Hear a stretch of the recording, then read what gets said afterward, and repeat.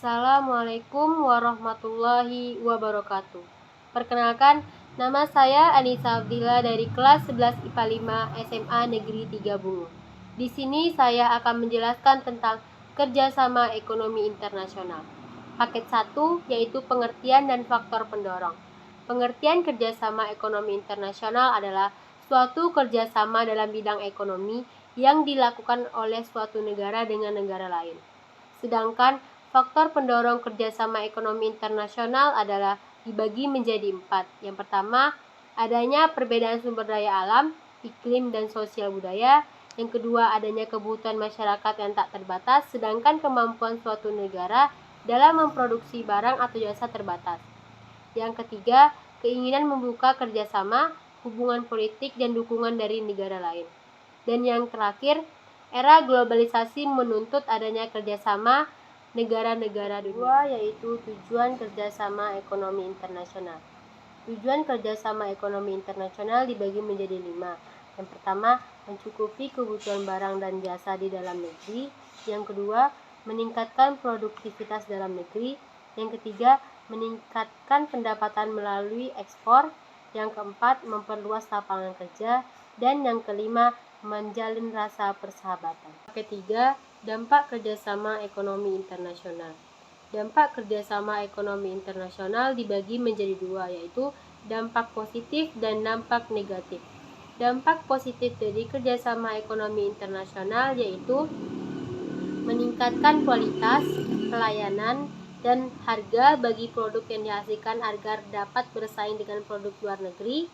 Yang kedua, meningkatkan pendapatan negara utamanya devisa. Dan yang ketiga, adanya kestabilan harga, permintaan, dan penawaran. Dampak negatif dari kerjasama internasional yang pertama yaitu ketergantungan perekonomian dalam negeri terhadap bantuan atau pinjaman dari luar negeri. Yang kedua, tidak adanya hambatan dalam kerjasama ekonomi dapat mendorong masuknya budaya asing yang tidak sesuai dengan jati diri bangsa. Yang ketiga, nilai mata uang suatu negara seringkali tidak stabil karena mengikuti mekanisme pasar. Paket 4, dilihat dari letak geografisnya, kerjasama ekonomi internasional dapat dibedakan menjadi 3. Yang pertama, kerjasama ekonomi internasional. Contohnya WTO, World Bank, dan IMF. Yang kedua, kerjasama ekonomi regional. Contohnya kawasan Asia Tenggara atau ASEAN, kawasan Asia Pasifik atau APEC, dan kawasan Eropa EEC. Nah, yang ketiga yaitu kerjasama antar regional. Contohnya ASEAN dan EEC.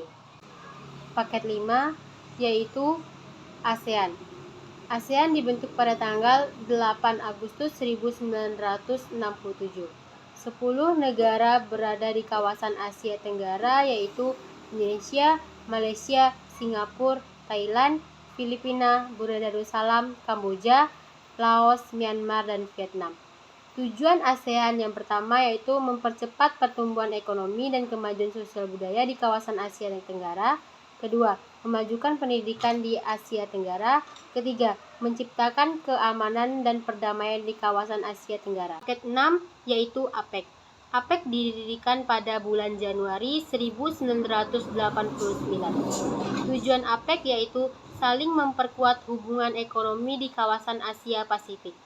21 negara APEC yaitu benua Amerika yaitu Amerika Serikat, Kanada, Meksiko, dan Chili.